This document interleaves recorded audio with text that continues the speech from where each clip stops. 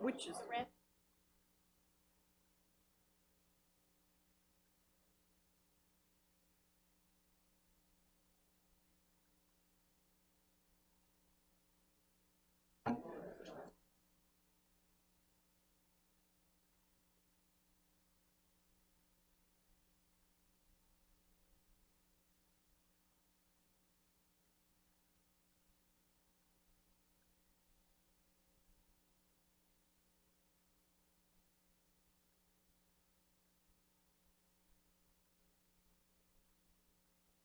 New mind.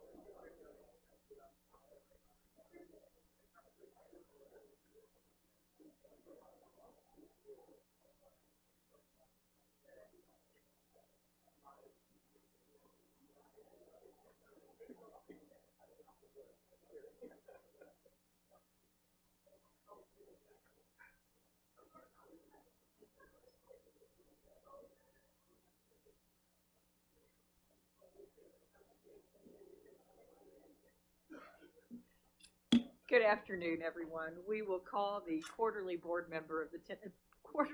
meeting of the Tennessee Board of Regents to order on this still somewhat drizzly, wet afternoon here in Dyersburg, Tennessee.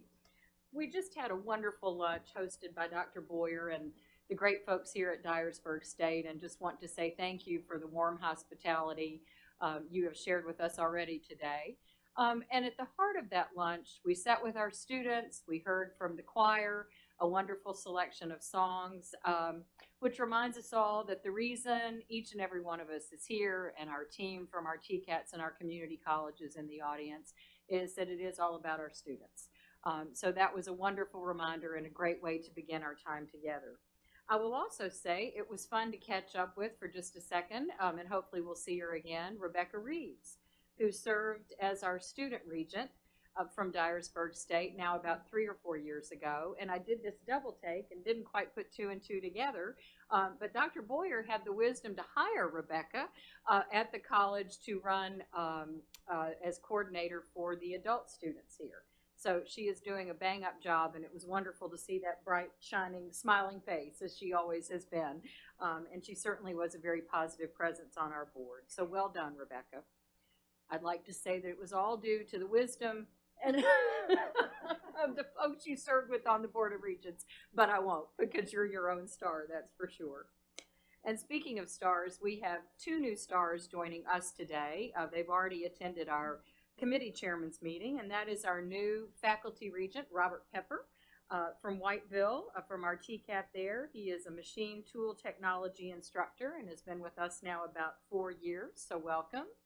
And Carlos Gonzalez, our outstanding student regent, joins us from Pellissippi State Community College, so welcome again. There we go, thank you. We will begin our committee meetings this afternoon with the Committee on Academic Policies, Programs, and Student Life. Regent Prescott is closing on a house today, I think, and moving here over the next couple of days. So she has turned the gavel over to Regent Barlin for today. Thank you. Yes, brave lady. So we're going to start, though, with our secretary. Please call the roll. Regent Duckett, Regent Gonzalez, Regent Krause, Commissioner McQueen, Chairman Prescott, Regent Summons, Regent Barlin, here, Regent White, Here. and Vice Chair Reynolds will need you to help form a quorum. You have a quorum. thank you. We're going to get started this afternoon with proposed program terminations, modifications, and new technical program implementations at the Tennessee College of Applied Technology. And I'm going to call on Associate Vice Chancellor Treva Berryman. Randy Schultz is not with us today. He had a death in his family, and so Associate Vice Chancellor Berryman will be addressing us. Thank you so much. Thank you. Madam Chairman, members of the committee, I have the privilege of representing Dr. Randy Schulte, the Vice Chancellor. And as you know, the primary mission of the Tennessee Colleges of Applied Technology is workforce development. This mission requires constant communication with representatives from industries in our service area, and also requires us to move quickly in response to workforce needs. With this in mind, 8 program proposals have been carefully reviewed by academic affairs staff and are presented for your consideration and approval. The programs proposed for implementation are as follows: dental assisting at Tcat Covington, pharmacy technology at Tcat Covington, administrative office technology medical coding at Tcat Dixon, building construction technology at Tcat Dixon, building construction technology at Tcat Harriman, industrial maintenance and integrated automation at Tcat Jackson, and finally, digital graphic design, a dual enrollment program at Tcat Pulaski. And I think I was debating, I hesitated, did I leave out one? Automotive technology at Tcat in Morristown. Regent Barlin and members of the board, these new proposed programs enable the Tennessee Colleges of Applied Technology to be more responsive to the needs of students, businesses, and industries across the state. I'm available to answer questions if there are any at this time. And if not, we respectfully request the board's approval for the implementation of these 8 programs as proposed.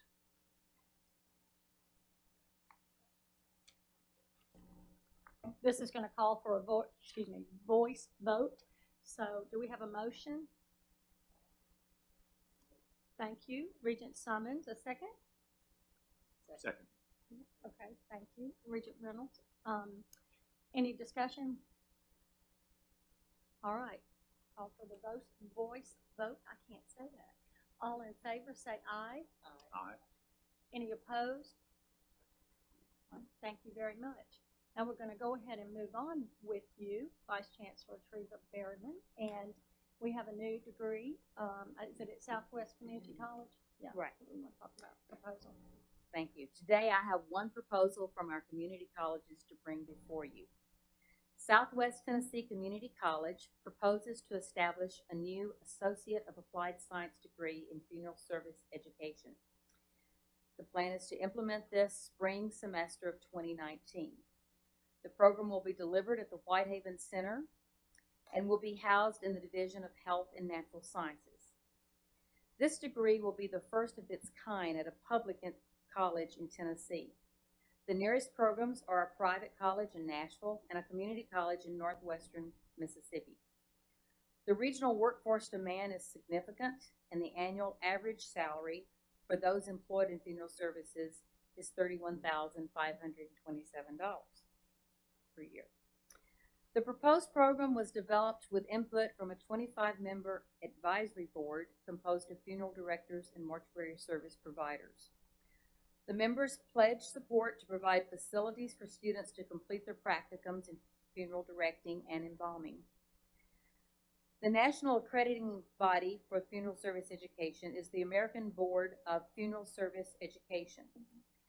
Southwest Tennessee Community College is prepared to apply for accreditation so that they will have achieved what's called Category 1 by the spring of 2019, the proposed start date. The substantive change documentation required by SACS is in progress and will be completed upon board approval. The program requires 63 semester credit hours. 16 new courses that totaled 38 credit hours were developed. Southwest Tennessee Community College projects 18 graduates in the second year, increasing to 25 students annually after the 4th year of the program. On June the 11th of this year, Dr. Schulte and I conducted a site visit of the Whitehaven Center. The facility plans were found to be appropriate to support a high-quality, rigorous academic program for funeral services education. A working lunch was hosted by the institution with members of the advisory board. The local employers for the program's graduates are supportive and express a strong need for the program. Separate meetings were held with President Hall and other members of the administrative senior staff. The institution's leaders have placed this program development and implementation as one of its highest priorities for the coming academic year. Projected startup costs total slightly more than $700,000 the first year, with annual costs thereafter of approximately $100,000. These costs will be covered by TAF funds and unspent plant funds that have been dedicated for that purpose. Tuition revenue is anticipated to exceed annual cost by the 3rd year, providing long-term sustainability. This time, I'm glad to answer any questions or attempt to. Do we have other colleges that offer this program? No, Yeah, this is the first public college to offer this degree in the state. Anything else?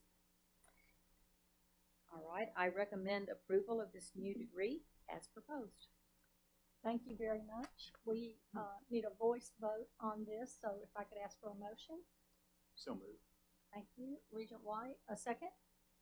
Second. Regent Summons, and any discussion at all?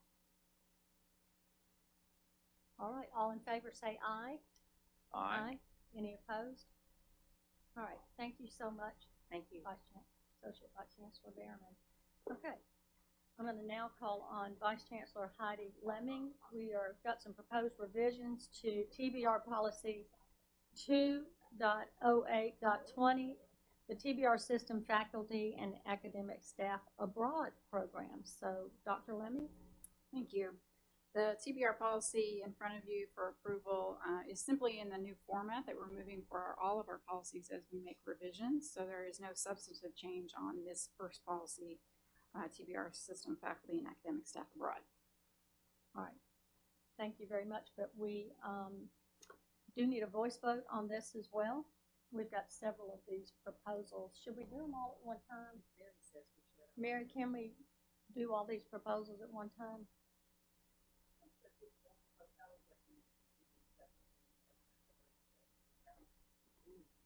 Okay, so can I please have a motion for this? All right, thank you, Regent Summons. Second. All right, Regent White. Any discussion? All right, all in favor say aye. Aye. Any opposed? Okay, thank you, Dr. Lemon. The second policy before you is the delivery of services to international students and faculty. The substantive change here is a change in title to be more precise to what the policy is actually addressing. Other than that, there's just minor edits. So I recommend for approval. Okay, thank you. Need a motion? I'll make that motion. All right, thank you. All right, Regent Summons, got it going on here. Any questions or discussion here? All right. All in favor say aye. Aye. Any opposed? All right, Dr. Lemming, number Yep. The third policy, undergraduate academic retention and GPA standards.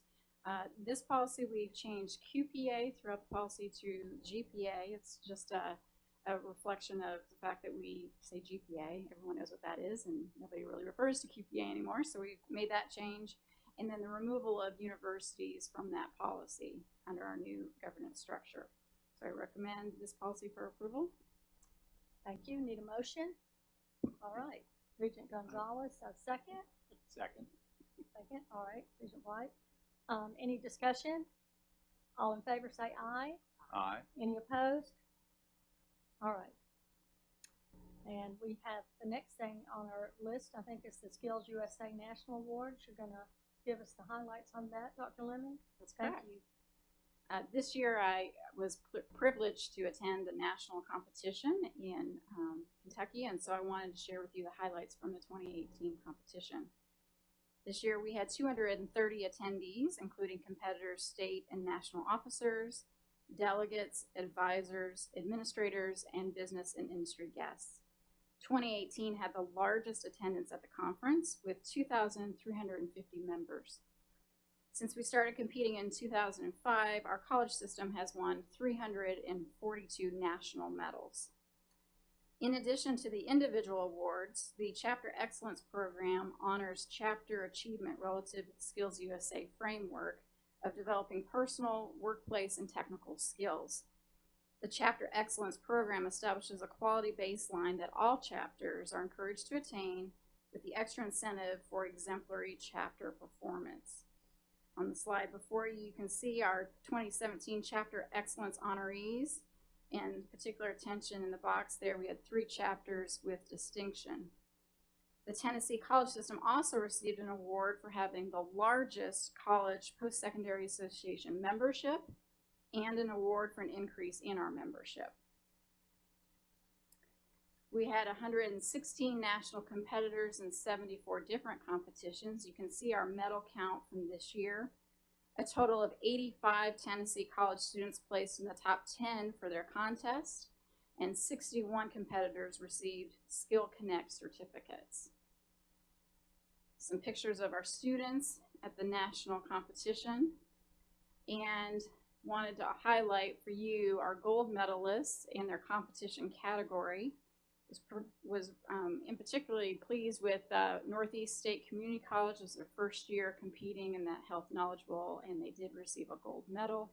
And so I spent some time eating dinner with them on the awards night, and I was very impressed with that team. They pulled together all of the material they needed, had a very strong advisor, and did so, competed, really well, but did that all in a couple months' time, actually. So we're pleased to see that, and hoping, of course, that more community colleges, as we bring them on board with skills, will compete in future competitions.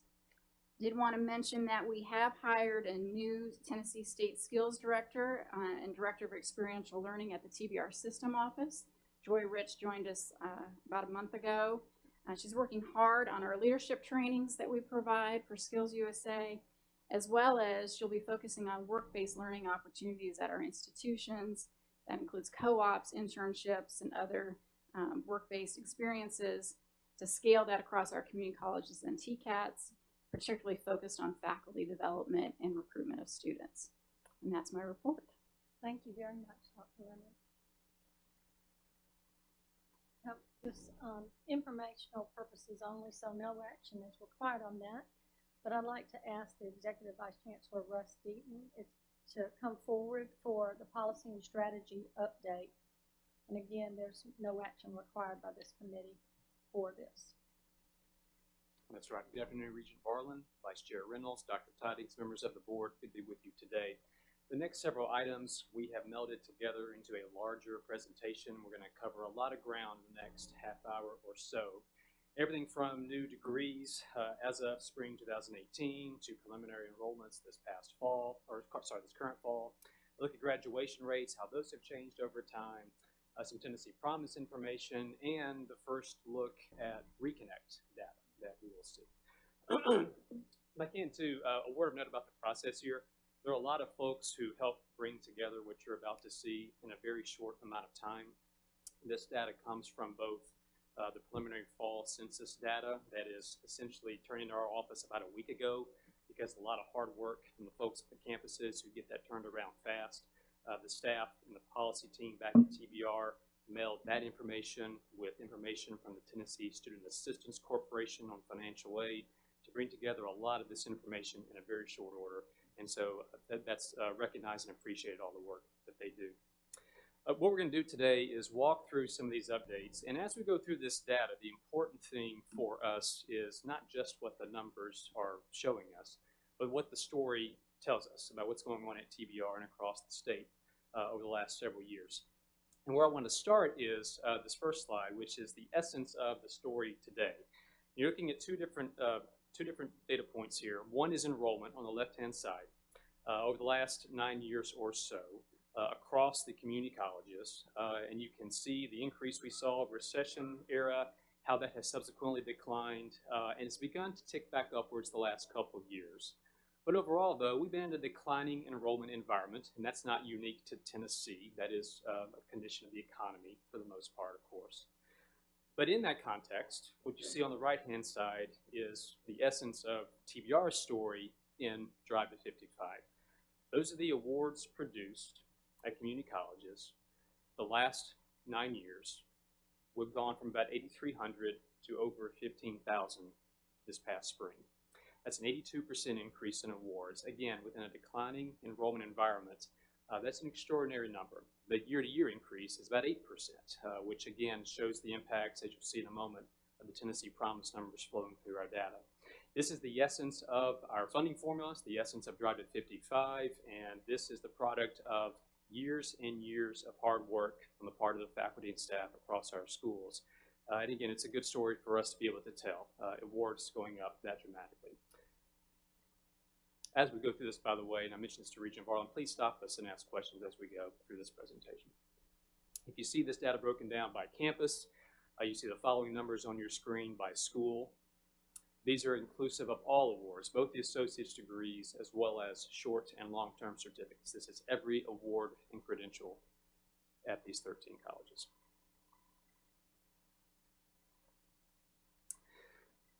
Now, as we think about the Drive to 55 context, and this is a subject we talked about at the committee chairs meeting a few weeks ago, because of the success TBR has had the last 9 or 10 years in degrees, and because of some of the data you're going to see in a moment about Promise and about Reconnect, there were conversations that we had with the governor's office about revisiting exactly where our degree production fits within the larger Drive to 55 context.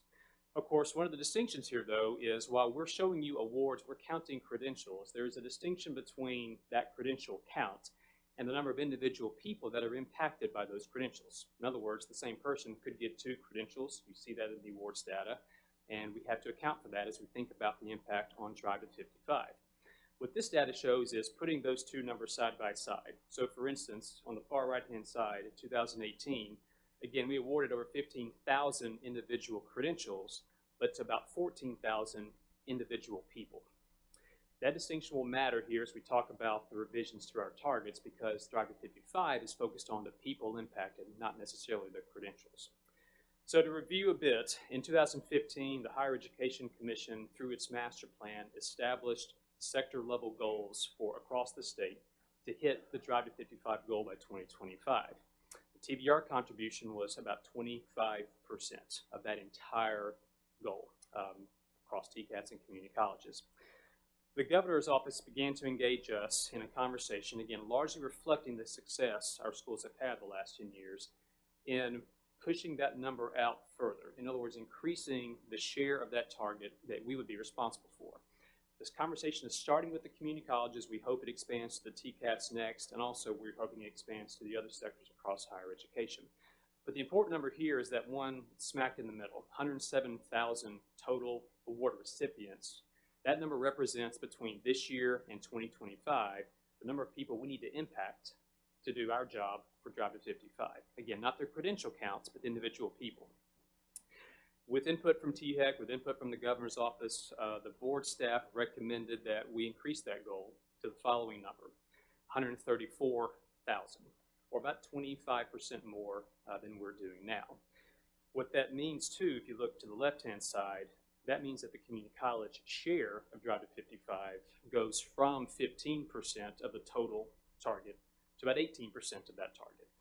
That is an aggressive number, but is one that we think is feasible. And based on what we see in this data today and what we've seen in the last few years, we think that's one that we can achieve. This is one that is going to be, again, inclusive of all degrees. We're not just looking at associates. This is everything across the community college sector. The governor hosted a lunch, or a breakfast rather, at the residence a few weeks ago, I guess, to discuss this. The feedback was positive, and again, much of this, editorializing here, I think is based on the confidence that he and his staff have had in the folks behind us and the ones watching. We've broken this down by campus too, of course, and you can see the numbers here. The blue bars represent current credential production. That red line represents what that new target would be. We are ahead of that old pace, our old 107,000 pace. We're ahead of the distance between where we are currently and where the new target is. It's what's represented here. Again, achievable by the year 2025.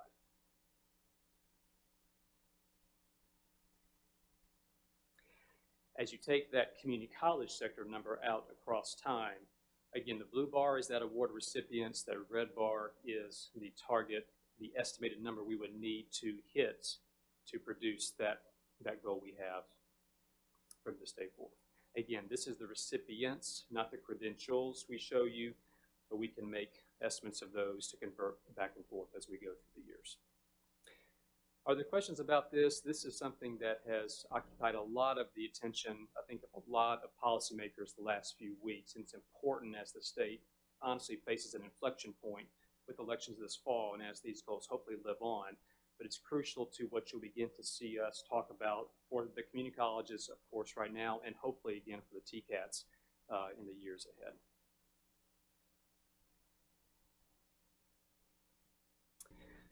Moving on to graduation rates. So the definition we'll use here is we are taking a first-time, full-time freshman cohort, those students right out of high school, and then track them over 3 years. And that 3-year period is what's called time and a half, a 2-year degree at time and a half. We track them for 3 years. That's a standard way of looking at this. What we're looking for is graduates across any school we have in our system, whether they transfer or not. If we can see a credential, we will count it. And again, every credential is counted: associates, short-term, and long-term certificates.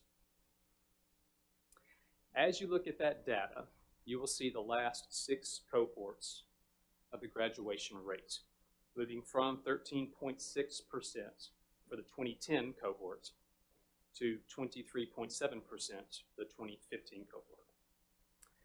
Two things of note, one obvious, one not so. One is that that's an extraordinary increase. That's a 10-point increase, or honestly about 75% growth overall. As we look ahead, by the way, to foreshadow some future slides, we're going to get close to doubling this grad rate with next year's cohort. This is a difficult number to move in an open access system. And again, this is the product of years and years of programmatic work across the state, across our schools, to move that grad rate from 13 to 20, almost 24%. The other thing of note, though, is that 2015 cohort is about 40% larger than the previous cohorts. This, of course, is because of the data you have seen in the past and will see again today, the effects of the Tennessee Promise program, which brought many more freshmen right out of high school into our college, our community colleges, and thus you have not only a higher grad rate, but you have many more students graduating because the cohort is so much larger.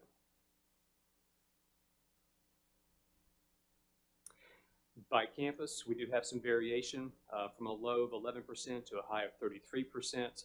Every campus has seen growth over that 5 or 6 year period. A couple of schools have experienced some really outstanding growth the last year. And I hope I remember all of these. I know Cleveland State jumped up about 7 or 8 points. Dyersburg State, our host here, jumped up 5 or 6 points. Jackson State as well. Several schools have had really large leaps in a number that's historically difficult to move.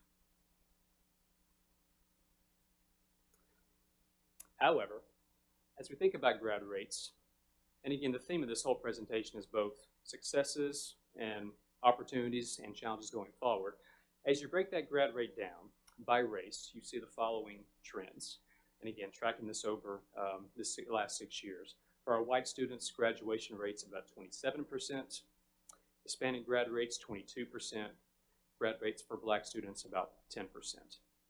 Growth in all of those subgroups, that is the good part of the story. The challenging part of the story is we still have gaps. Some successes too. The Hispanic-white gap is fairly small. And if you look at the early indicators for like first year retention and those things, sometimes we see Hispanic students even having higher retention rates than any other subgroup. There is still a pronounced white-black gap that demands our attention and is, of course, getting attention through efforts like Achieving the Dream and other efforts underway at both the THEC level and, of course, here within the system.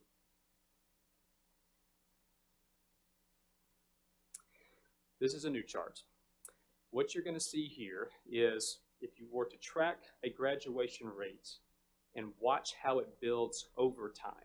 So taking a cohort, tracking that cohort semester by semester as that grad rate begins to grow and grow. You always see from us typically a 3-year snapshot. Grad rates don't stop at 3 years. Students continue to graduate at least up to 6 years, honestly even beyond that. Many organizations look at the 2-year grad rate as well. So it's important to put all this in context.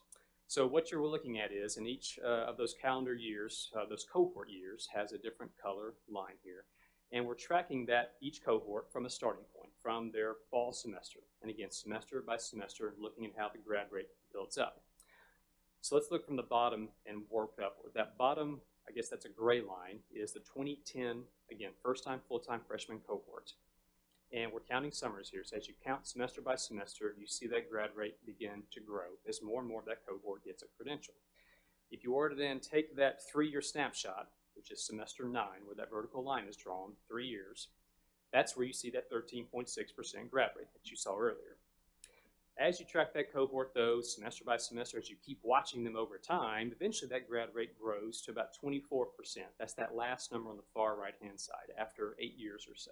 By that point, you've basically exhausted what you can get out of the cohort. As you then, though, look at the next cohorts, the blue line, which is 2011, above that, the orange line, 2012, etc. What you see is that graduation rate is accelerating.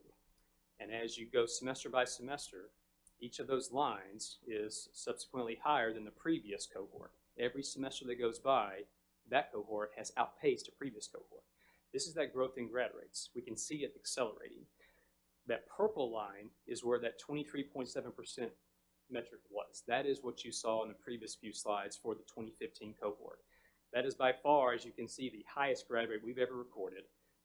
And it's only going to keep growing. And if we see the same growth the next 3 years that we saw in the previous years, you'll have about a 33% grad rate when all is said and done. That red line is the 2016 cohort, who's had only 2 years so far. They are at a 13.7% graduation rate right now after 2 years. This time next year, again, if trends hold and that red line is drawn out to that 3-year barrier, grad rates could be pushing 25, 26%. Again, we see continued acceleration in those metrics. And again, we'll track that over time the way the rest of this cohort's at.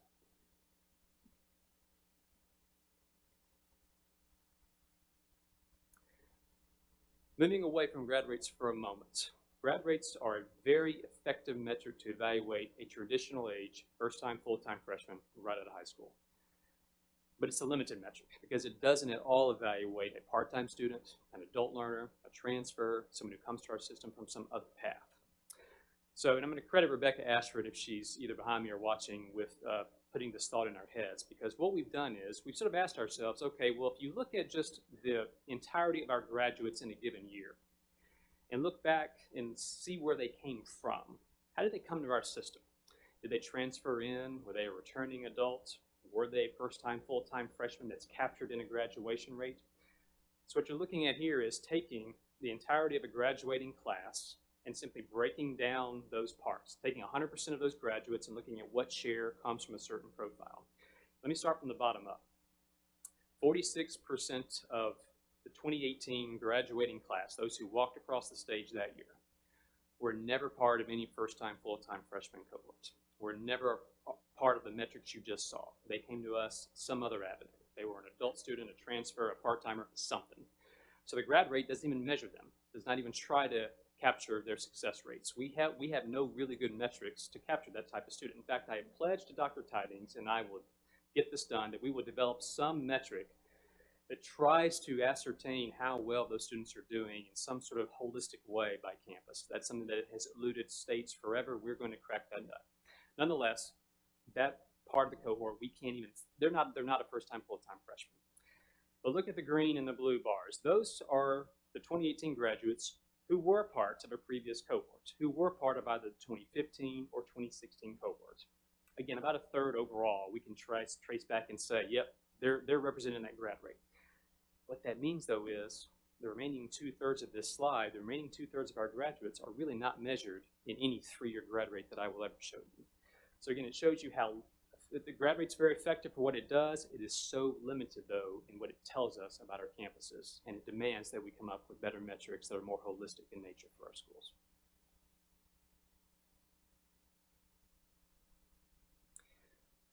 So a look at this fall's early enrollments, which will be preliminary until really December or so when we finalize all this data and can give you end-of-term enrollment numbers. And again, I really appreciate the campuses and the staff at TBR working hard to get this data in. There's a brief window for us to be able to analyze this and get it to you. As you look at fall 18 enrollments, you see 88,352 community college enrollments at the census date, at the 14th day. Up slightly from the prior year, which itself is up slightly from fall 16. That downward trend we've seen over the years post-recession has begun to turn around, and we're now seeing growth. These preliminary numbers will rise ever so slightly as we progress through the semester, as data gets cleaned up, as students take shorter courses, or as things just shake out. So that's likely to rise ever so slightly. But the story here is that, again, that enrollment is increasing just a little bit from fall 17 to fall 18.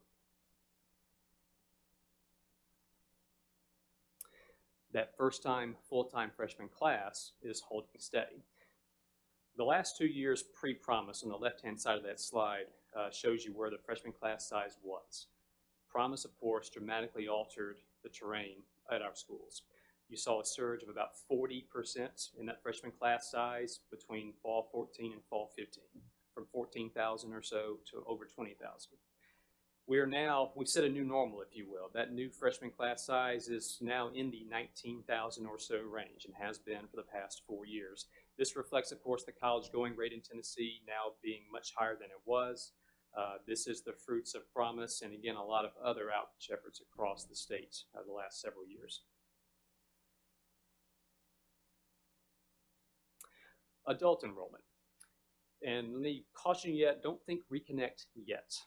There is a distinction between an adult enrollment and reconnect enrollment. Adult enrollment we define, and I will omit this because I think this definition is limited, but as age 25 and up. That is the way nationwide is defined.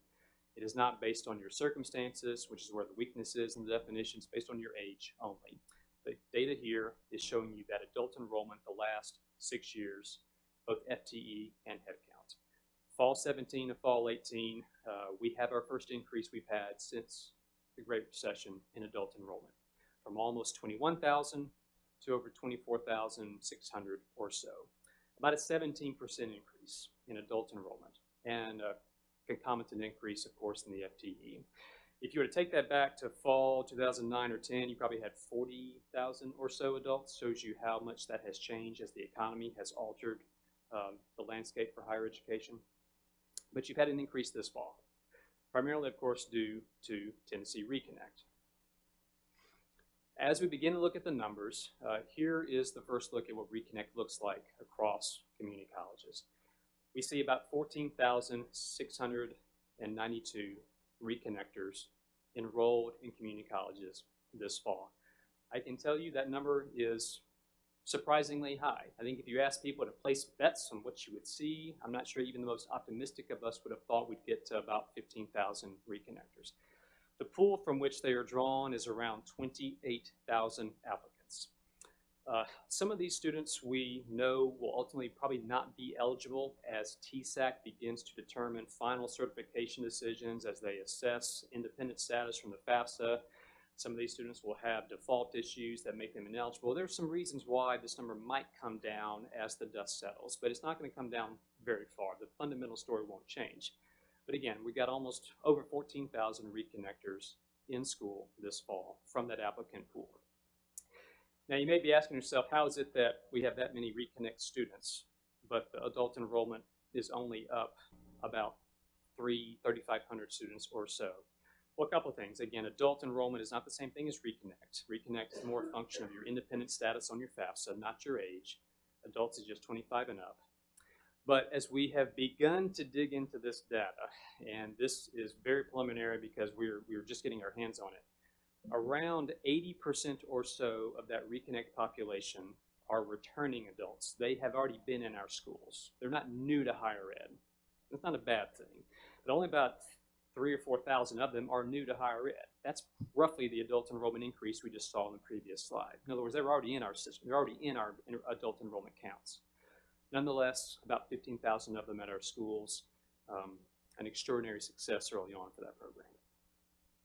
We will be diligent about finding where the other 13 or 14,000 or so are, why they did not come back to school, what we can do in conjunction with TSAC and THEC partners to reach out to them, to try to encourage them to come back to school perhaps in a later semester.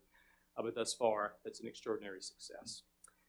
And to put that in context, the Tennessee Promise new freshman class is what's on the right, 14,515. At this point, reconnectors outnumber the incoming Promise class, which again is rather extraordinary.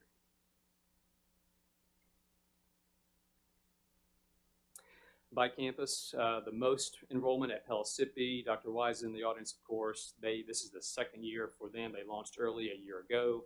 And you see the other numbers there across the campuses. Really large numbers at Nashville, Southwest, Ball State. Again, every campus has seen a lot of growth in this metric, and it's exciting to see across the campuses.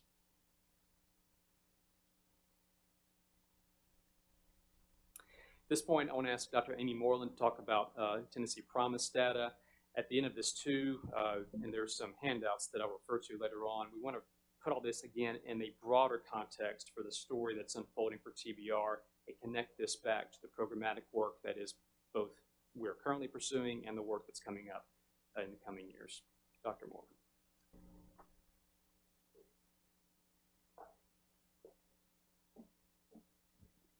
Good afternoon.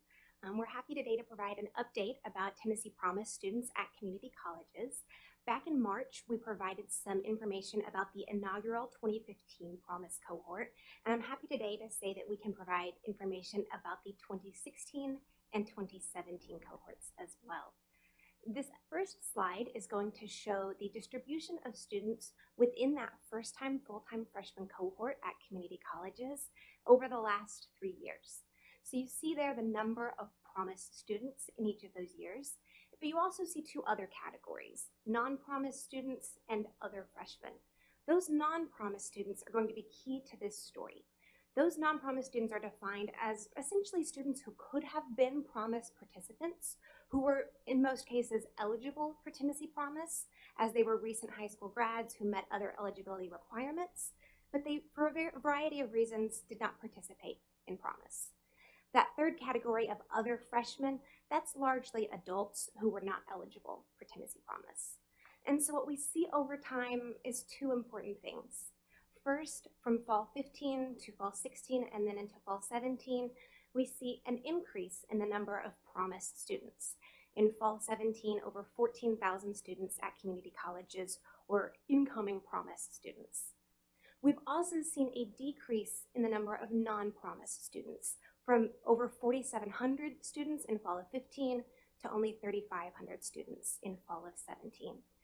This speaks to a greater participation in Promise among freshmen at community colleges, and as we'll see momentarily, this is driven by changes at a few particular institutions.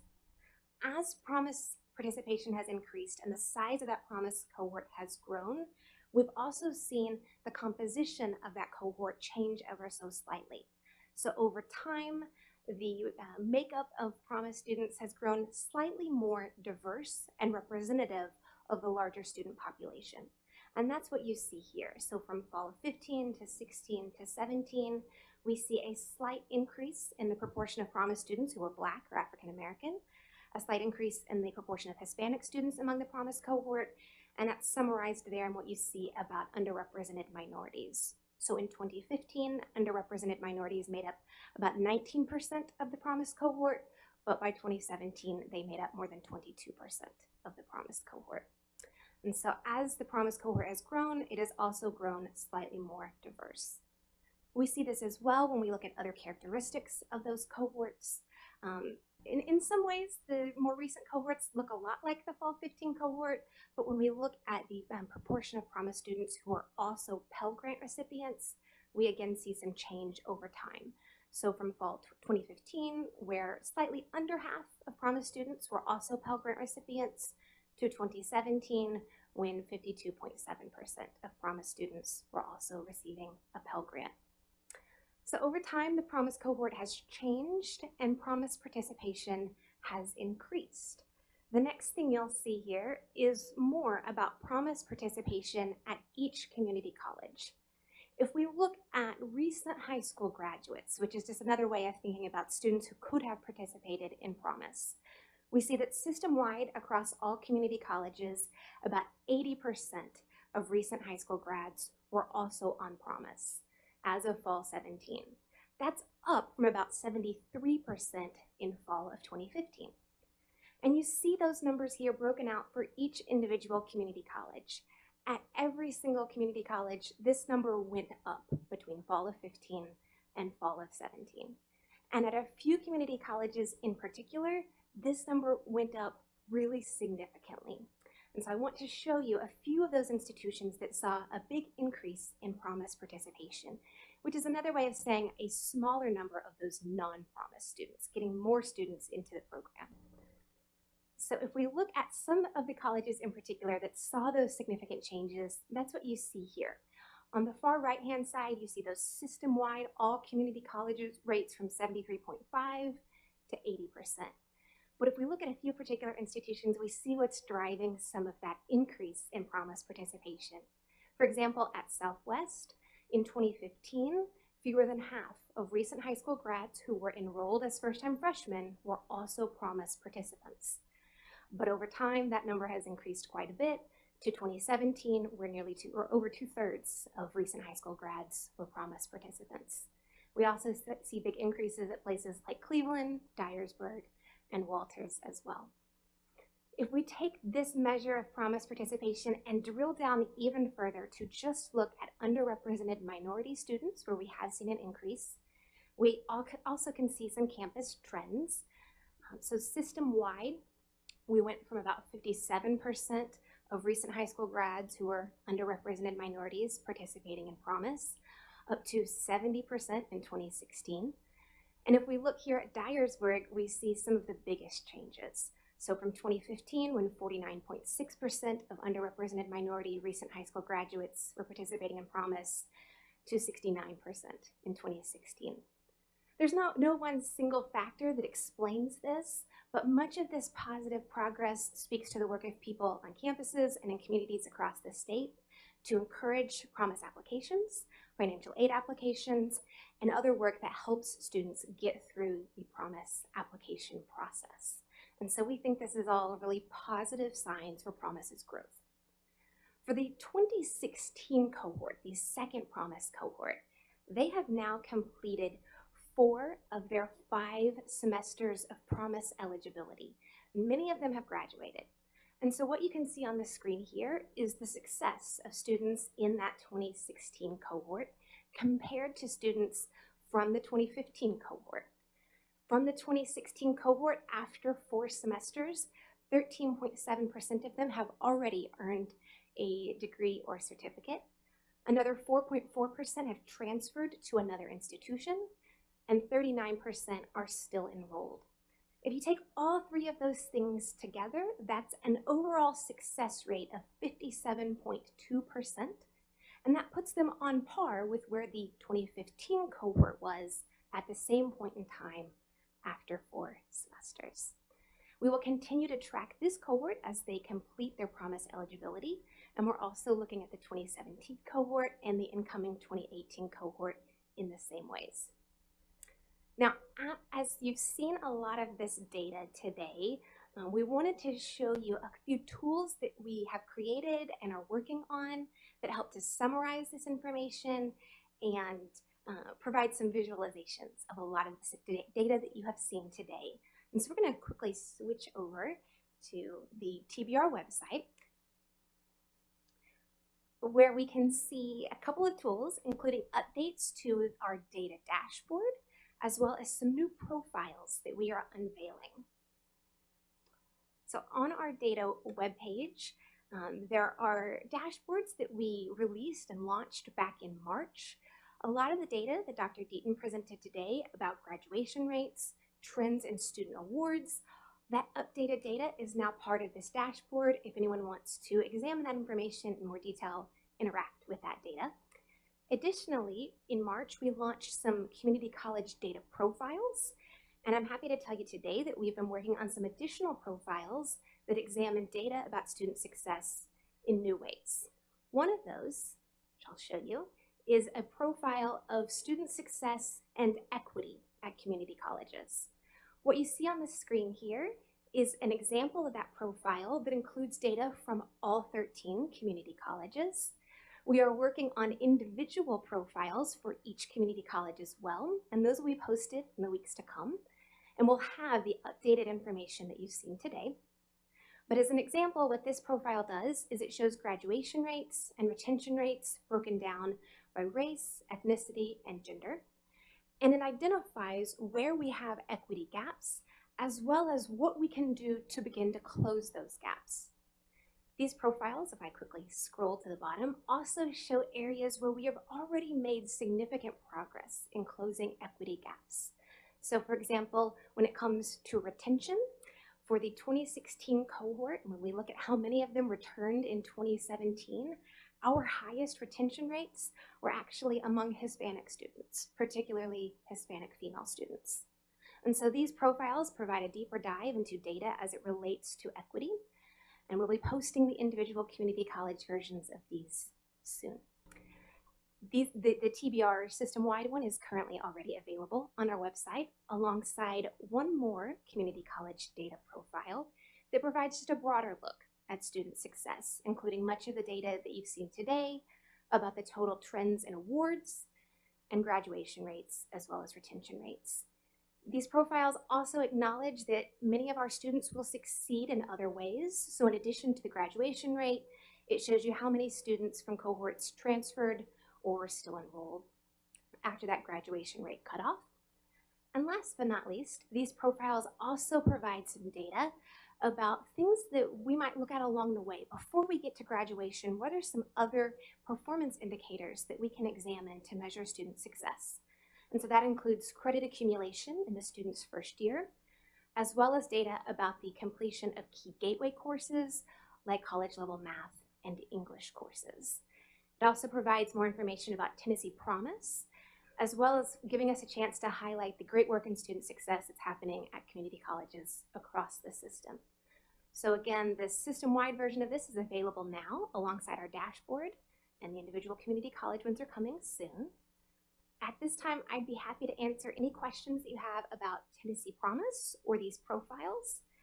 And if not, I'll turn things back over to Dr. Deaton.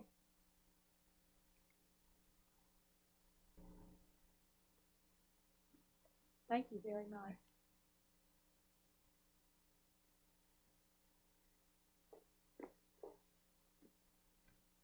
Final notes, and before I get into what's in front of you on the summary, obviously what you're seeing is absent a lot of Tcat data, and that is something that is important to all of us here, important to me personally, that we begin to get a much more granular look at these same metrics across our Tcats as well. That is on its way as they get into our banner system. We have student level data flowing to us.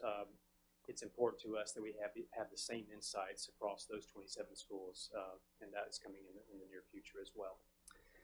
You know, over the last, I don't know, 5, 6, 7 years or so, this board has entertained and oftentimes approved a lot of very cutting edge policy innovation. It has implemented policy innovation past the state level. Everything from co-requisite remediation, high impact practice work, transfer pathways, the use of meta majors across our students, interactive advising, where students have very intensive interactions with advisors along the way, program maps, Dr. Behrman has worked on, of course, so students know exactly what they should take and the sequence of those courses. A lot of that work has taken root, and it is resulting in a lot of the data that you see here today. And it's because of the actions not only of this board, but really of our presidents, faculty, and staff who have implemented these things over the last 10 years or so. Lately, and now I want to turn your attention to one of the sheets in front of you, and it is a summary of, and the title there is Building Guided Pathways to Community College Student Success. TBR is fortunate to have a very intense partnership with the Community College Research Center, housed at Columbia University's Teachers College. These are good friends and great researchers, and the past 3 years or so, they've been digging deeply into our data to ascertain how well Tennessee has done in faithfully and at scale implementing these various reforms. What you see here is a summary of about a 75-page report that the staff's put together, and I don't often want to have a pat ourselves on the back moment, but I think it's important to recognize what external folks are saying about what has transpired on our campuses. This summarizes the impact that those programs have had. The very metrics that CCRC looked at to determine that TBR is succeeding well are the very metrics we've just shown you. Retention rates, graduation rates, degree production, looking at the early credit accumulation metrics, and Dr. Moreland just showed you. That is exactly the kind of stuff they're looking at too. Embedded in this summary, and I read it at your leisure, of course, but there are 2 quotes that we pulled out that I want to just read for you that really summarize how these external researchers have looked at TBR. And one of them is that, and this is in the middle paragraph if you do want to follow, that among state community college systems, TBR is probably the furthest along in implementing guided pathway reforms. Guided pathways is their catch-all term for all the reforms that I just mentioned to you. And we're probably the most advanced state so far in trying to be innovative with methods that are improving student success, which you see in the degree numbers and you see in the graduation rates.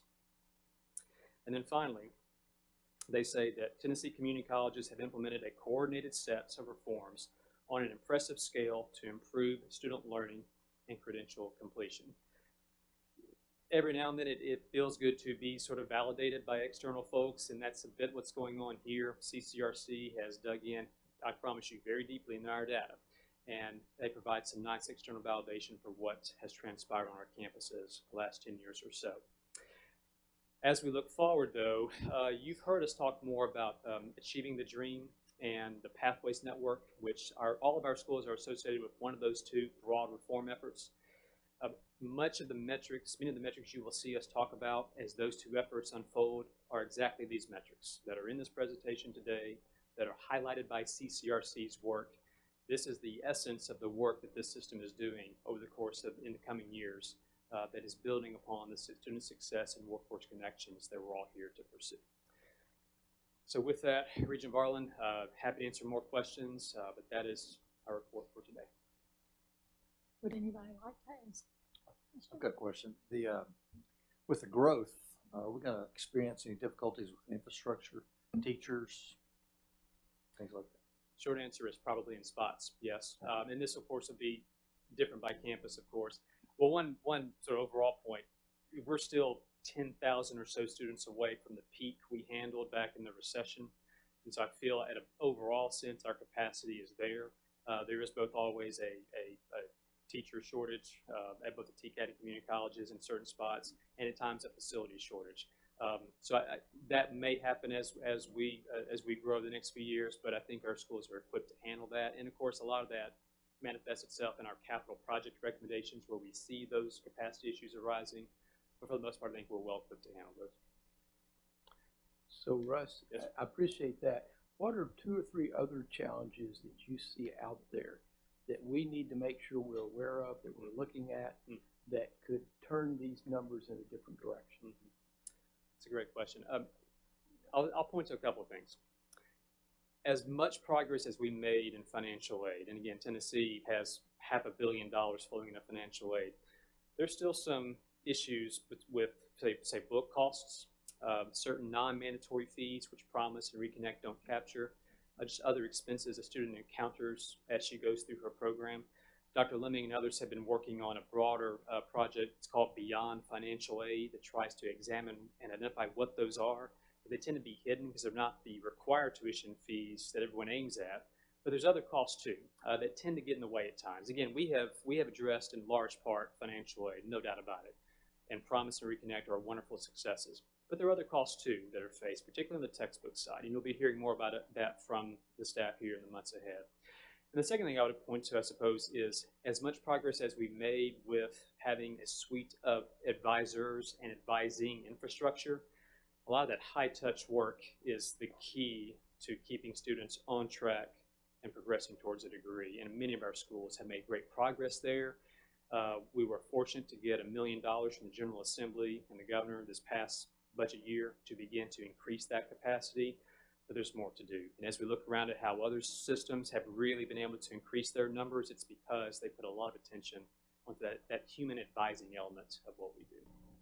And one more. A lot of the money here is coming out of the lottery. Yes. We thought about what happened, because we saw what happened in Georgia, a decade or so ago. Is there another support system so if something happens with the lottery that we don't then have to come in and all of a sudden a program that's working, we've got to communicate a different message to these students that we're bringing in? Is the question, Regent Griscom, how Promise and Reconnect over time can sustain itself with a single funding source of lottery? I think if I were to identify, and I'll call them risk factors, but we're not at risk, but risk factors going forward, that would be one, because it is dependent upon both the corpus, the endowment, if you will, of the lottery, and also of that annual positive cash flow that lottery has. After it pays its bills, that extra cash flow is then put back into to fund Promise and Reconnect. I know the Treasurer Lillard has thought a lot about this and hopes over time that the endowment itself is large enough to sustain the costs of Promise and Reconnect. We're a long way from that, but we're well on our way. I think over the generations, that'll be something leadership has to reckon with. And again, if there were to be a downturn in the lottery revenues, that would have a quick impact, of course, on those programs. There are healthy reserves. In the foreseeable future, everything is fine, but that is a bit of a risk. I will note, though, that the last time this happened, there was a lot of concern, many of you remember this, that the lottery would take a revenue hit during the Great Recession, and it was surprisingly durable. People still bought tickets. They still weren't able to do the math on that purchase, I suppose. But it's I joke, but it is the case where that is something that would have to be looked at as generations go by of political leadership.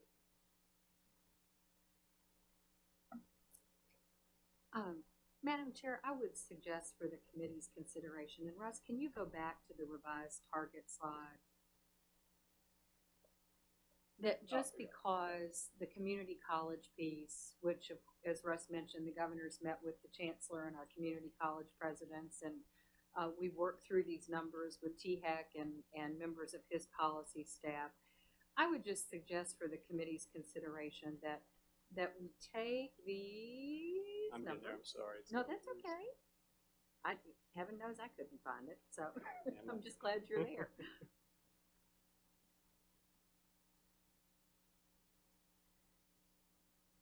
Oh, do you want which one, Madam Chair? Do you want the? That's perfect, right That- there. that's Yeah, it. that's perfect. That we take these numbers and if the committee is so willing, take an action this afternoon to formally adopt these numbers as our goals.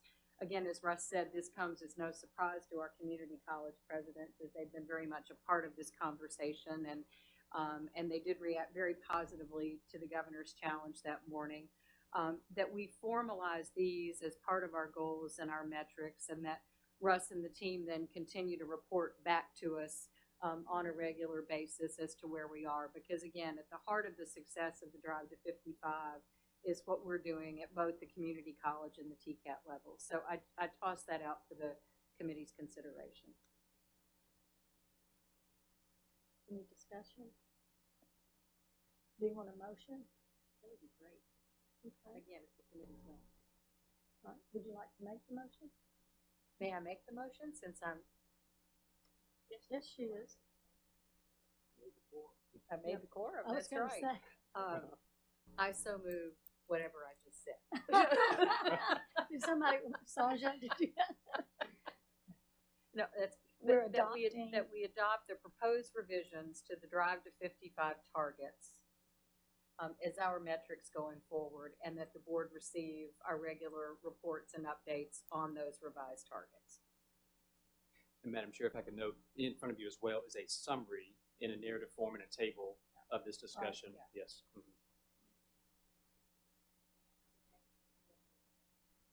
Will do. Which this could be, this Sure. is basically what we're adopting. Yeah. Exactly. Yeah. Exactly. Okay, So we have a motion. so we have a motion. Do we have a second? Okay, thank you. We're busy Regent White over here. Yes, right, he's on again.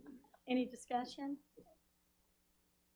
All right, voice vote is required. All right, all in favor, say aye. Aye. Any opposed? All right, the motion passes. Thank you very much, Vice Chair Reynolds. All right, and thank you too to our Vice Chancellor. Now, I believe that's everything unless somebody has any other comments. All right, then we will be adjourned. Thank you.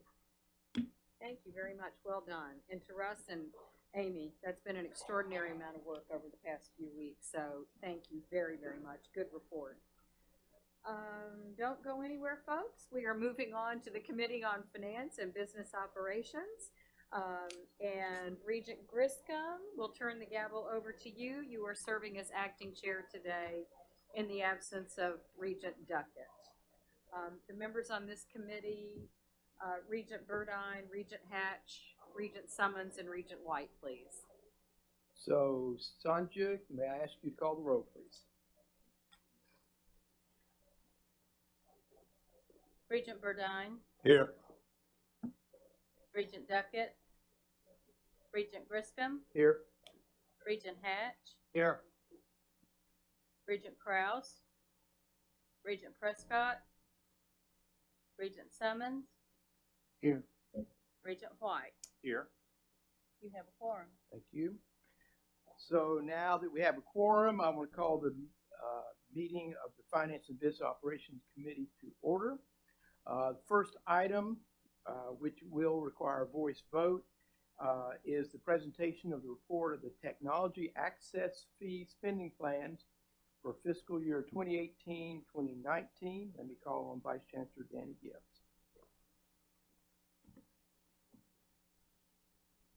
Thank you, Mr. Chairman and members. As you will recall, TBR guideline B60 requires TBR staff to annually review 25% of the institutional TAF spending plans to determine if they're compliant with TBR policy and with existing TAF guidelines. This year we reviewed the plans of 4 of our community colleges and 7 of our Tcats. The community colleges that we reviewed included Chattanooga State, Jackson State, Nashville State, and Volunteer State.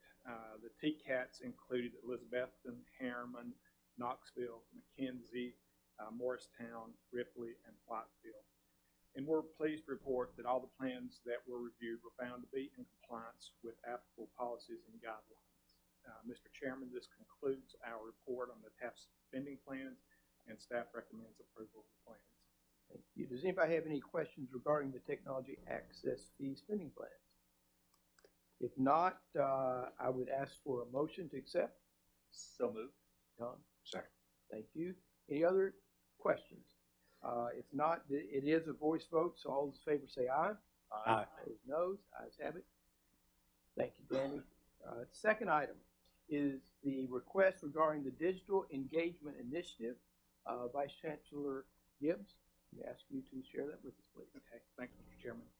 If you were at lunch, Mr. David Roth with Follett kind of stole my thunder a little bit on this one, but we have a little bit more information, I think, to share. The Digital Engagement Initiative, the DEI initiative, is an effort to resolve really 2 issues that have plagued our students throughout the years. And that's textbook affordability and then access to the textbooks on the first day of class. And really the 2 issues are obviously directly related. The cost of textbooks has increased 82% over the last 10 years. And due to the cost increase in textbooks, studies have shown that about 2/3 of our students do not purchase the required textbook. And obviously this compromises their ability to have academic success. The Digital Engagement Initiative is an initiative to help really alleviate both of these issues. This initiative will provide students immediate access to the digital textbooks they need on the first day of class at a substantially reduced cost. The digital textbooks will be offered as a pilot beginning this spring semester, spring 2019, for 7 general education high enrollment community college courses and 7 high enrollment Tcat programs. The way the program works is that students will gain access or immediate access and complete access to the digital textbook or coursewares for classes, and these will be linked from their existing learning management system at the colleges. There's a digital reader tool that provides the students technological options such as highlighting or underlining text, making notes in the margin, printing pages, etc., similar that you would do with a traditional hardback textbook. When a student registers for a course for which a digital textbook is available, the cost of the digital textbook will appear on the student's account statement. This process is often referred to as an inclusive access model, in that the cost is included on the student's account, and therefore the students will have access to the materials on day 1. Although the cost of the e-textbook will appear on the student's account statement, the student may opt out and the charge will be removed from the student's account. Students always retain the option to purchase a traditional print textbook, whether it be new, used, rental, etc., through the bookstore or any other retail store of choice. The inclusive access model allows the student a better and more convenient process to purchase textbooks. Instead of going to the bookstore, selecting the book, standing in a line, etc., making payment, with inclusive access, the cost of the e-textbook purchase is added to the student's registration account. In effect, this really creates kind of a one-stop shop, if you would, for registering and for acquisition of your e-textbook materials. It's important to note, though, that the cost that is added to the student's account is not a student fee, as we've traditionally thought of student fees. The cost is simply the purchase price of the textbook or other materials. With regard to the purchase price, TBR guideline B60, fees, charges, refunds, and fee adjustments, states that fees and charges for sales of goods and services of a commercial nature, including bookstores, may be established and administered by each institution with no specific approval or notification required. With this inclusive access program, pricing for the e-text will be negotiated with the publishers and providers. Because the inclusive access model will operate using an opt-out provision, we should be able to negotiate deeper discounts for our students. Follett, our bookstore contractor, will support the inclusive access model. The contractor's markup will be less than on traditional textbooks, and the college's commission will be a smaller percentage as well per our existing bookstore agreement. The inclusive access model, although initially being used for e-textbooks, may also be used for other courseware and instructional materials typically purchased through the bookstore. Mr. Chairman, that concludes my outline of the Digital Engagement Initiative, and although there are no specific fees that will require approval, staff is recommending approval of the Digital Engagement Initiative and Inclusive Access Model for implementation. Thank you. Does anybody have questions for Vice Chancellor Gibbs on the Digital Engagement Initiative? I do. And any estimate about how much the students will save by using this? Yes. There was a study done at Run State, and we took a particular program and looked from the time that the student first enrolled in the program through graduation, and it was estimated that we would save about 62% over the course of their instruction. Can I ask Regent Summons a question? Being in the classroom, what do you think about having this option, digital textbooks? Would that be a real, do you think it'll be a plus for students and students maybe will be more engaged? What's your feeling? Well, I have two feelings. One is that it would be wonderful to have the textbooks on the first day of class. It's just, how wonderful would that be? The other is that we've tried, not quite to this extent, but we've tried it in the past and had problems with it. So I guess my question would be, if you do this pilot and there are problems, I guess how are we going to deal with those problems? Sure. Well, and obviously it'll depend on what those particular issues are, but if it's something technology related, we will deal with Follett, the bookstore provider. And in this pilot, there's broad-based involvement from across the system of faculty, business officers, et cetera. So hopefully we can identify some of those issues or maybe learn from things that have happened in the past and address those on the front end. And thank you. And now let me ask our student regent, hearing this, how do you think students will react to having this option available to them? I have talked to some students when I first heard about this, and I got their input on it, and they really like that idea. Also, from a professor standpoint, I guess teach students how to actually take notes from internet interface. You know, not just be like, okay, well, I'm gonna highlight this or let this. It's basically a tool like, you know, how we're gonna be using it, but also the student needs to know that pen to paper. That's my recommendation, and I think that's really helpful when it comes to actually learning something pen to paper. But it's a really good idea for students. Thank you for your comments. Any other questions? I will stop that, Danny, I promise you. If not, I would like to entertain a motion to approve. So moved. Thank you. Do I have a second? Thank you. We have a motion and a second. All those in favor say aye. Aye. Opposed, no. Ayes have it. Thank you. Let's move to the third item, which will require a roll call vote. And this is a report regarding system budget requests. They'll be submitted to the Tennessee Higher Education Commission. Vice Chancellor Gibbs. Okay, thank you. First of all, I'd like to provide you a brief overview of the budget process. On an annual basis, the board staff develops a listing of system funding needs that are not recognized through the higher education funding formula. Items identified generally are for the benefit of the system as a whole and align with the state's strategic goals. Consideration of these items by the board is the first step in this process. Any items approved by the board will be submitted to the Tennessee Higher Education Commission for their consideration. TBR items endorsed by the commission are then forwarded to the governor for his consideration in developing the fiscal year 2019-20 budget recommendations to the General Assembly. From there, the General Assembly will then ultimately determine which items are funded and included in the final state budget.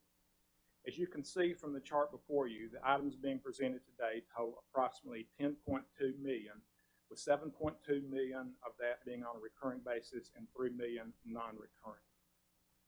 The 5 items presented for consideration are Tcat new program startup funding, interactive advising, and we had a similar request last year, and at that point in time we were calling it relational advising. We looked at that, rebranded it. You will now hear us refer to it as interactive advising. Sales scope expansion, the English program, mobile adaptive units, safety and security enhancements. Each of these were described in the materials that were in your packet, so I'll just touch on each one briefly today. The first item for your consideration is the Tcat new program startup funding. Recurring funding in the amount of $3.2 million is requested to assist the Tcats with new program startup costs. Typically, a Tcat receives funding from 2 primary sources, maintenance fees and state appropriations. Tcats will on average receive 2/3 of their funding from state appropriations and 1/3 from maintenance fees. Maintenance fees for enrollments are typically received at the time of registration or shortly thereafter. Either the student pays or a third party is billed, and then the cash is received shortly thereafter. However, for state appropriations, it could take up to 4 years for the enrollments to be fully recognized and fully funded through the funding formula cycles. So in a typical example, the annual operating cost of a new program would be approximately $100,000 by the time you consider salary, benefits, supplies, etc. But maintenance fees would only generate approximately $61,000 in maintenance fee revenues, leaving the Tcat to fund the additional $29,000 out of their already limited reserves. In the first 2 years of the program, no additional state appropriations would be received for the enrollments. 1/3 of the appropriations would be received in year 3, 2/3 would be received in year 4, and then full funding would be received in year 5. What this means is that the Tcats would have to cover about $116,000 of program operating costs spread over the first 4 years, and this can present a real financial challenge for the Tcats. To that end, we are requesting $3.2 million in recurring state appropriations to assist with the financial burden of starting new academic programs at our Tcats.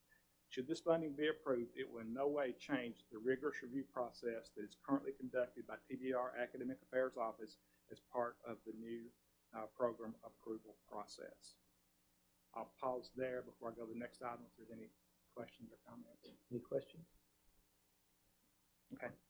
Our next item is for the interactive advising model.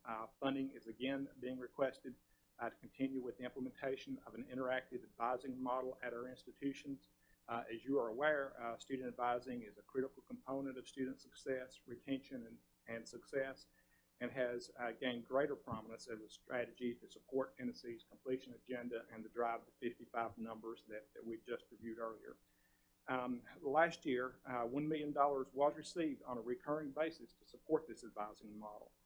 The funds received are being used to provide student success coaches or interactive advisors, to support the peer mentoring pilot programs, and to support a director of advising and first 3-year experience at the TBR system office.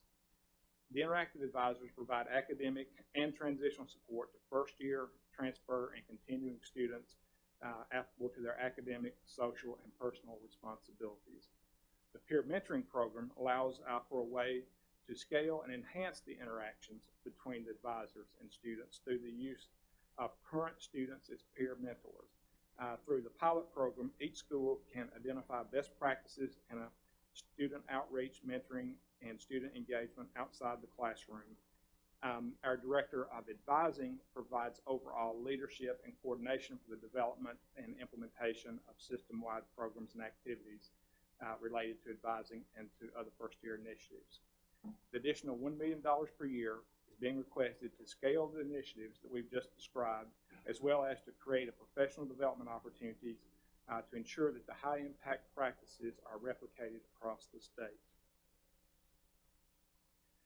Our next item is the sales scope expansion for the English program. This is a $3 million recurring request. As you will recall, since its inception in 2012, Tennessee's sales math program has become a nationally recognized model for completing college remediation requirements during the senior year in high school.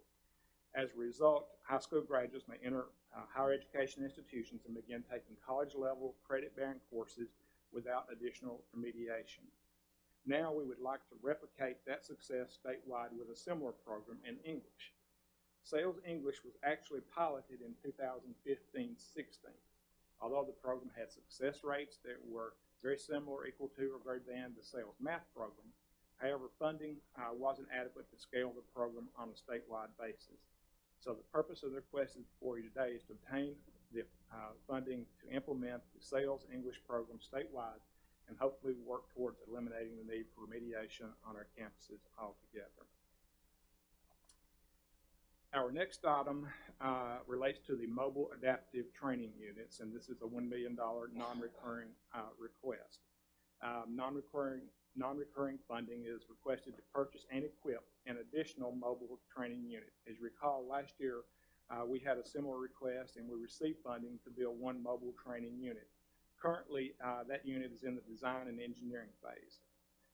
These units will enable quicker responses to training needs for new and or existing industries. The units will also fill the gaps for quick classroom expansion in critical areas. The mobile adaptive training units will provide a more cost-effective training facility solution than traditional bricks and mortar for rapid response critical training needs across the state. And the proposed budget includes both construction and equipment. The final item, safety and security enhancements, a $2 million non-recurring request. And if you recall, in both fiscal year 17 and 18 and fiscal year 18 and 19, $2 billion in funding was received in each of those years for phase 1 and phase 2 hardware and infrastructure safety-related improvements for the locally governed institutions. The universities are included in this, community colleges and technical colleges. The entire request, all 3 phases, was for $6 million. This request is for phase 3 funding. Mr. Chairman, while this concludes our report regarding the system office budget request, I do want to mention one other informational item. We recognize that it is also time to take a look at the dual enrollment grant. While we don't have a specific budget request related to the dual enrollment grant funding, we will be working directly with Tcat regarding the matter. We will be submitting a separate request to them asking for their consideration to raise the dual enrollment grant from $500 to $600 per course. We will also ask for their consideration of a model that would fund the 3rd and 4th classes. The Tcats will also be considered in these requests. We just want to let our campuses know that we have not forgotten this, and it is a need. We'll be continuing dialogue regarding the matter. Mr. Chairman, again, this now concludes our report regarding the system office budget request. Thank you. Do committee members have questions for Vice Chancellor Gibbs? No. How many of those units will that have dollars about mobile units? It will buy 1 unit. Okay. Our original goal was to have 3 units dispersed across the state, but the $1 million will buy 1 unit and it will equip the unit as well. And I think those units are around 3,000, 3,500 square feet. Where will that unit be located? The first unit that we have, hopefully we'll have by the first of the year, will be deployed in Morristown for these for Oshkosh, and it will be a welding unit. Good. So we'd have these designed so that we can reconfigure them if an industry locates. The reason for 3 was one for Middle, East, and West Tennessee so that we could deploy them quickly when a company came to town. Good, makes sense. Good question? Just to expand on that question, how will the other funds be? I'd like the $3.2 million fund. How will that be allocated out by? What will be the approval process to fund it? The $3.2 million on the Tcat startup? Yeah. The way we came up with the 3.2 is that will provide funding for 1 new program per Tcat. That was the cost times 27. Now, and again, it will vary on any given year depending on which Tcat submits programs, how many program requests that we have. But we will go through an evaluation process to award those, to our Tcats. And just one more point to that, also the thought behind it is if we have a Tcat with a company coming in and Yes. there is a need for 3 programs at one particular Tcat, we have the flexibility to be able to help them start 3 programs if that's what the need would be. Yes, it's not guaranteed one for Tcat, but we will go through the normal review process. Other questions? If not, I will entertain a motion to approve. So moved. Second? I'll second. Thank you. Any other discussion? If not, Madam Secretary, call the roll, please. Regent Burdine and Regent White did second. Regent Burdine, Aye. Regent Griscom, Aye. Regent Hatch, Aye. Regent Summons, Aye. Regent White. Aye. Motion passes. Thank you. That completes our agenda. Does any committee member have anything else they'd like to bring up today? If not, without an objection, this committee meeting is completed. Thank you. Well done. We will now move into our Personnel Committee, Personnel and Compensation. And Regent Hatch, the floor is yours. Thank you, Madam Chair.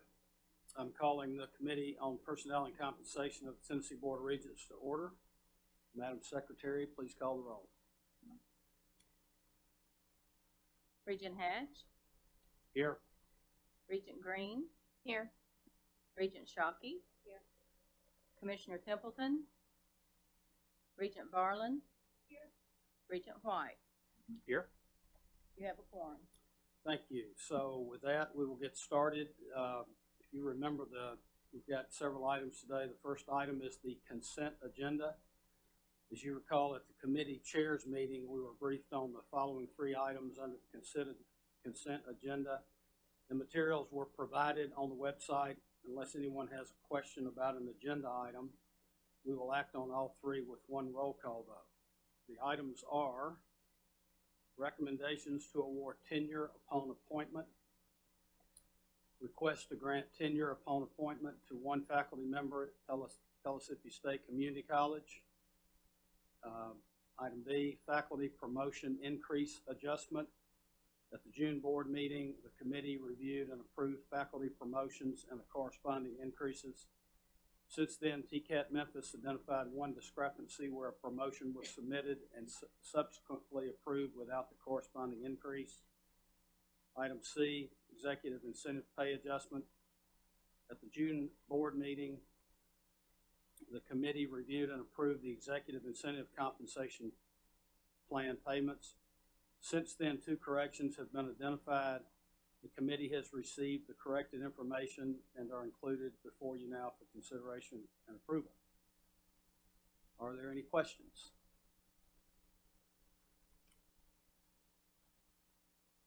All right, can I get a motion that we approve the consent agenda? I'll move for their approval. Thank you, Regent White. Second? Second. Thank you, Regent Varlin.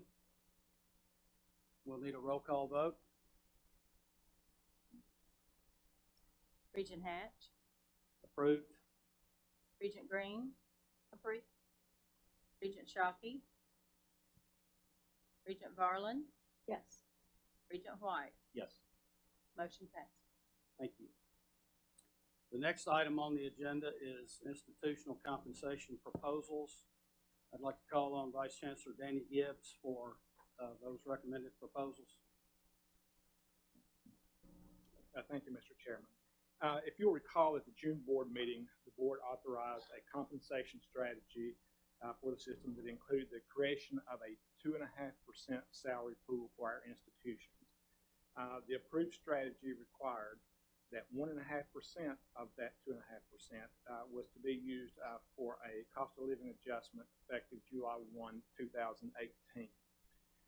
For the other 1%, institutions could either use those funds for an additional cost of living adjustment effective July 1, 2018, or payment toward the institution's compensation plan, or payment toward faculty promotions. The board authorized those institutions wishing to provide the full 2.5% as a cost of living adjustment to do so effective July 1, 2018, with no further approvals needed by the board. 26 of our Tcats and 10 out of 13 community colleges opted to do that. That is, to pay the 1% as a COLA. 2 community colleges, Jackson State and Northeast State, have requested to pay the full 1% toward their compensation plans. Chattanooga State and Tcat Chattanooga are using the 1% to pay toward their comp plans and toward faculty promotions. Also consistent with the guidance adopted at the June board meeting, institutions with additional financial capacity could request to create another salary pool in addition to the 2.5% pool. To that end, Northeast State, Volunteer State, and Walter State are requesting to create an additional salary pool to pay toward their compensation plans. Payment from this additional pool will be retroactive to July 1, 2018. And the amounts you'll see before you there, Northeast is requesting a 0.07% pool, and that would equate to about $11,900. Volunteer State is requesting the creation of a 2.4% pool, and that will equate to about $593,000. And Walter State, a 0.28% pool, and that represents about $65,000. Volunteer State's enrollment growth and growth in funding formula outcomes has fortunately put them in a position that allows them to make a significant investment in their salary plan this year. And finally, there were 3 community colleges and 4 Tcats that are requesting to pay a one-time non-recurring payment to all eligible employees. And those are listed there before you. Jackson State, $500, Motlow, $1,000, Southwest, $1,000, Tcat Jackson, $400, Tcat Morristown, $1,000, Tcat Pulaski, $1,000, and Tcat Shelbyville, $500. Our last slide summarizes these payment requests that we've just reviewed with you. Mr. Chairman, this completes our review of the institutional compensation proposals for the 18-19 fiscal year, and with that, staff recommends approval of the request. Thank you, Vice Chancellor Gibbs. Any discussion or questions? I mean, obviously, Vice Chancellor, you wouldn't be approving this unless you all had a comfort level, but just for the record, in looking at all those institutions and bumping this up against CFIs, you are completely comfortable with this additional monies being spent? Yes. Okay, thank you. Thank you, Chairman. Okay. Any other questions? All right, can I get a motion to approve the increases as presented? So moved. Make that motion. Thanks, Regent White. A second? I'll second. Thanks, Regent Garland. This is a roll call vote. Madam Secretary? Regent Hatch, Approved? Regent Green, Aye. Regent Shockey, Regent Garland, Yes. Regent White. Vote to approve. Motion passes. Thank you. Thanks, Vice Chancellor Gibbs and the staff from TBR for the work you do to assist the institutions and the system office regarding personnel and compensation matters. Although the agenda appears small, in fact, these few items encompass a great deal of work on important items that need to be addressed in a timely manner.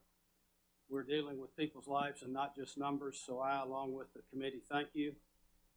If there's no further business to come before this committee, may I have a motion to adjourn? Thank you. Second? Second. Thank you. Committee on Personnel and Compensation for TBR stands adjourned. Thank you very much. And the gavel goes back to Regent Garland for our final committee meeting. Well, we have one more actually, but for external affairs this afternoon. And this means you and Tom can't do your competitive thing on who's making the motion and who's seconding. I'm so tired, I gotta go get a water. You might need caffeine. Take it away. This is a good session. Thank you. All right, so I'm gonna bring to order the External Affairs Committee. Thank everybody for being here and ask Sandra Mason to please call the roll. Regent Apple? Here. Regent Green? Here. Regent Griscom? Here. Regent Hatch? Here. Regent Kraus? Regent Shockey? Regent Pepper? Here. Regent Garland? Here. You have a quorum. Thank you very much. We're going to start with an update on external affairs. We're going to call on our Vice Chancellor, Dr. Ken McCormick, to recap the President's legislative training that was held at TBR, and then to present the legislative priorities. Take it away, Dr. McCormick. Good afternoon, Chair Varlin, Vice Chair Reynolds, Chancellor Tidings, and members of the board.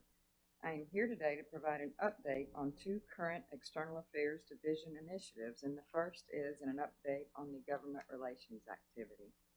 As you know, the Department of Government Relations within the Office of External Affairs advocates on behalf of the system and its colleges to members of the Tennessee General Assembly and other higher education stakeholders across the state.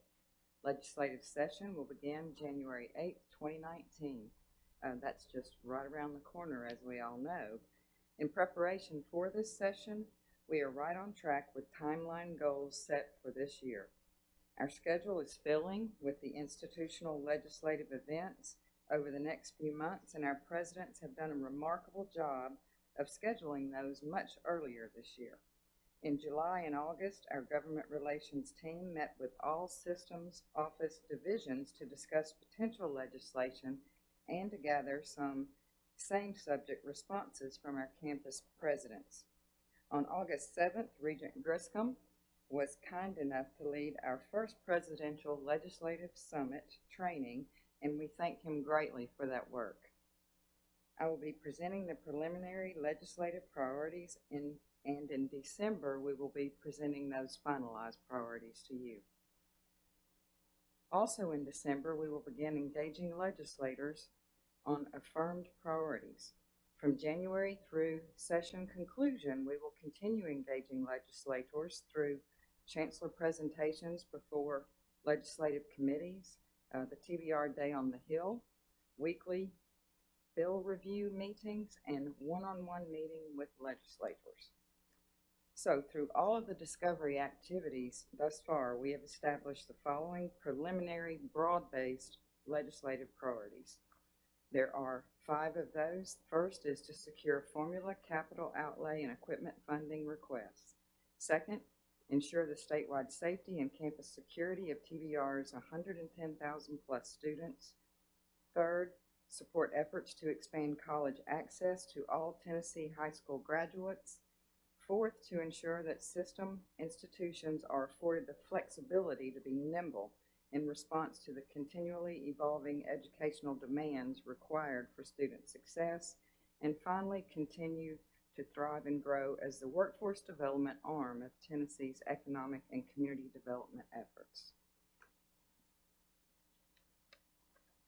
In legislative report, as we know, with a new administration and a significant turnover of members of the General Assembly, the legislative needs may evolve. But right now, we do know that we have an issue that will require a request from the legislature to amend TCA 497202. This amendment, if approved, would allow for variability of the number of credit hours for general education courses to align minimally with regional accreditation body standards and maximally with 41 credit hours. The current 41 credit hour general education core was developed and followed by TBR community colleges and the 6 non-public universities in 2002. The 3 UT system schools never adhered really to the 41-hour general education model, and post-focus, the 6 LGIs are moving in a direction to discuss this as well. Given the SACS requirement of a minimum of 30 credit hours of general education credit, and that the general ed core for the community colleges has not been revised since 2002, it is timely to reconsider the TBR general education structure, content, and scope. Furthermore, since over 60 of our community college students pursue a transfer degree it is in the best interest to take coursework that will meet the general education requirements of accepting universities, while at the same time allowing those students the flexibility and opportunity to take major specific preparatory coursework while at their community college. And I must say here, this is not a requirement. We would be requiring our institutions to make any changes at all. This is allowing them to have the option of making those changes if needed.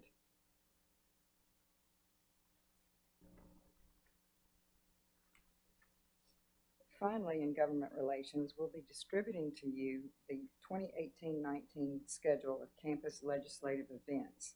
These events will occur from November to January, and they provide a wonderful opportunity for our campus presidents to highlight the successes of students, faculty, and staff. We invite you and encourage you to attend if you are available in your regions. I want to thank Assistant Vice Chancellor Kristen Beloff and Coordinator Chuck Grimes for all of the work that they have done and all of these efforts in preparation for the legislative session. Chair Varlin, unless there are questions, I request to move on to the update on statewide Outstanding Achievement Recognition Awards. All right, anybody have any questions? I'm really looking forward to hearing about this as the details unfold, and very happy and excited about all the work y'all are putting into this. Yeah, we are very excited about it as well. The entire team has been very busy in preparation for this event, and it will be held in March of 2019. Assistant Vice Chancellor Matthew Gann's team has finalized the event logo, and it is truly reflective of their amazing abilities. The planning team meets weekly to continue to bring together all the moving parts, and we are well underway. The awards categories have been established, and there will be awards presented to students, faculty, and staff of the year, one each for community and technical colleges. The recipients of the Chancellor and Regent Awards throughout the year will be recognized during the event, and finally, there will be the most coveted College of the Year award. We anticipate having a very large trophy that will be carried around town as needed, on Broadway possibly, and go back to the campus for the entire year. The save the dates have been prepared and the event activities have been finalized. The event will be held March 19th and 20th, 2019 at the Doubletree Nashville Downtown Hotel. Day one, we will have finalist interviews on the morning, president's meeting, and a finalist dinner. And on day two, the legislative day on TBR Legislative Day on the Hill will be held, Phi Theta Kappa, and the National Technical Student Honor Society luncheon. And I want to say that this is the first time that the National Technical Student Honor Society luncheon has occurred and occurred with the Phi Theta Kappa luncheon. So we're delighted about that. And then we will end day two with the actual SOAR Awards dinner. And so that's it. That's what's happening, and it's a lots of moving parts, and we're really looking forward to what happens with it. So finally, I would like to ask Assistant Vice Chancellor Chris Perkins to approach the podium to provide an update on the foundation for the College System of Tennessee.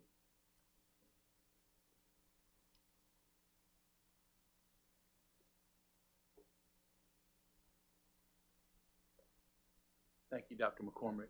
Thank you, Madam Chair and Chancellor Tidings and board members for allowing me the time to come up there and tell you about my first 3 months here and with the TBR. It's been quite a whirlwind, I can tell you.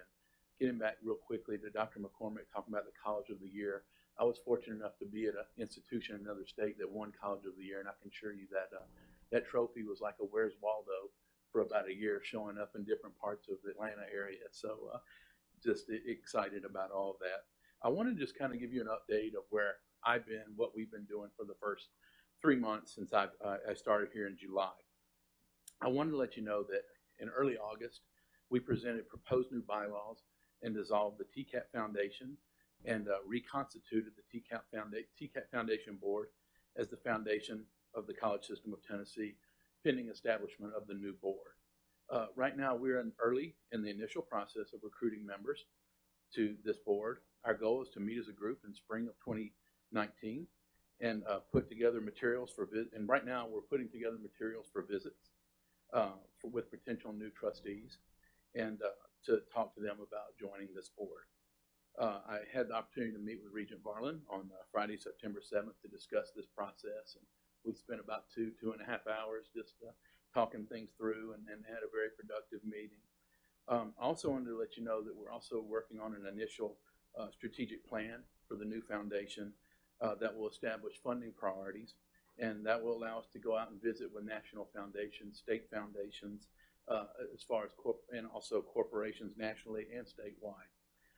Having been a collegiate fundraiser for 16 years, I'm also very want to be very careful that our foundation's not stepping in on the toes of our colleges, our community colleges, and our Tcats.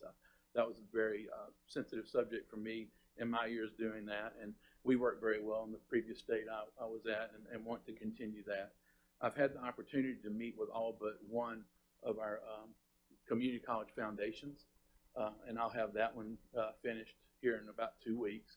And then we've, the past 3 months, I've met with 7 or 8 of the Tcat presidents, and we'll have those completed by the end of the fall. So it's been a very busy time, and really excited about it. We're also establishing new policies and procedures on endowments, endowment scholarships, on temporary restricted fund scholarships, on how we'll go about accepting gifts at Tcats, just to make things really easy for them. And we talked about that in our board meeting in August with them.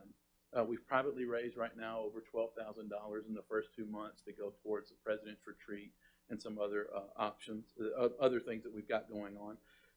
We also gave, in the summer trimester, we awarded the James Burdett Brown Memorial Scholarship to 14 Tcat recipients.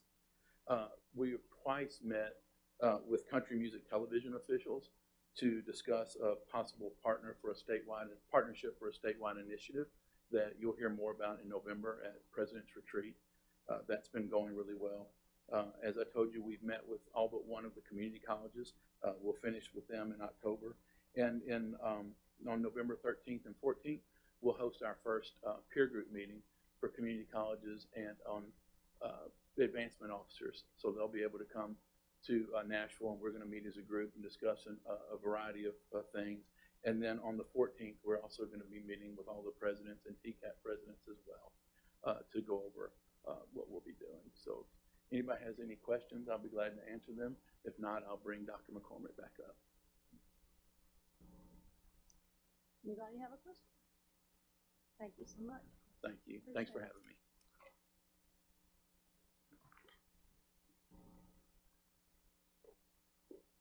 Thank you, Chris. And I just wanted to let you all know that Chris has been here since July. So everything that he just talked about has happened since July 1. So he's really hitting the ground running here, and we appreciate his work. So Chair Varlin, that is all we have unless there are questions. I don't see. Oh, here we go. I don't have a question, but I've got a comment. Dr. McCormick, I wanted to personally thank you for the great work you did at Nashville State the first 5 or 6 months of the year. I know the chancellor has a lot of talented folks working for her, but I also know that when she asks you to do double duty like that, it's a lot of work. And you, everyone was concerned over there about whether or not there would be progress made with you on an interim basis, and it started from day one, and that was really noticeable. And then we've got a great new president sitting right behind you out there, so that's all gone very well, and I just wanted to say thanks for that. Thank you, Regent Hatch. I appreciate it.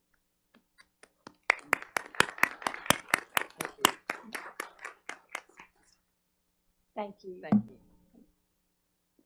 All right. Any other comments on external affairs? If not, then this meeting is adjourned. Good session, and I'll just note, tomorrow we will approve our board meeting dates, but in order for all of us to attend the SOAR, the inaugural event on March 20, our board meeting will be that very next day, assuming everyone approves that schedule tomorrow. So you won't be required to make 2 trips to Nashville. We will all celebrate together for a couple of days in a row. No, I think it's a Wednesday? Tuesday, Wednesday. Okay, so it's just Thursday, okay, so Wednesday, Thursday, not that. Got it? Okay. Just a couple of announcements and President Boyer, if you'd like to come forward as well. As usual, our committee reports and materials for tomorrow's meeting will be available on our TBR app a little later this afternoon. For the committee chairs, a copy of your reports will be at the front desk when we return from dinner tonight. And we start tomorrow morning with a presentation, a joint presentation by President Boyer and joined by President Jones from our Tcat. So that'll be a great session, and then obviously we'll gavel into our full session at 9:30. Dr. Boyer, any announcements for tonight?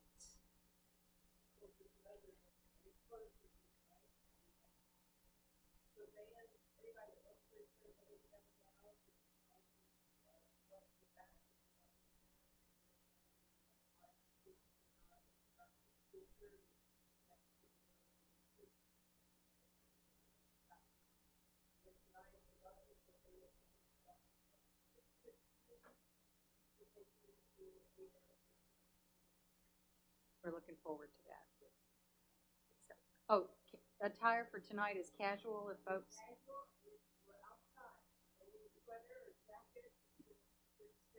Okay. Here. Okay. Very good. Thank you. Chancellor, do you have anything for us? Okay. We do have an audit committee meeting immediately following. It's my understanding we will move back over to the room we met in this morning for the ECD meeting, and that's just across the parking lot to the Security Bank Community Learning Center. But if we have no further business at this time, we are adjourned. Good work.